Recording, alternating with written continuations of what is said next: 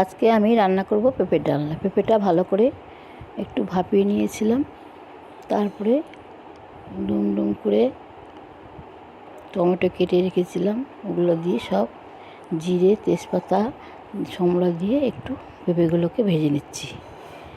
ভাজা ভাজা হয়ে গেলে জিরে আদা আর কাঁচা লঙ্কা পেস্ট করে রেখেছিলাম সেটা দিয়ে দিলাম, দিয়ে নাড়াচাড়া করে একটু গরম মশলা দিয়ে দিলাম। গরম মশলা দিয়ে একটু ভালো করে নেড়ে চেড়ে তারপরে একটু গরম জল ঢেলে দিলাম। গরম জল একটু ফুটে শুকিয়ে আসলে ওর মধ্যে একটু ঘি দিয়ে দেব। ঘি দিয়ে দিলে পরে তারপরে আমি একটু নেড়ে চেড়ে নামিয়ে নেব। পাঁপড় ভেজে রেখেছি, বড় পাঁপড়গুলো গুঁড়ো করে দিয়ে দিলাম। ভেঙে ভেঙে দিলাম, গুঁড়ো না ভেঙে দিলাম, পাঁপড় দিয়ে খেতে খুব ভালো লাগে।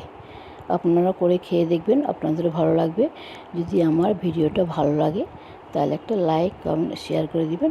আজকের মতো ভিডিওটা আমি এখানে শেষ করছি।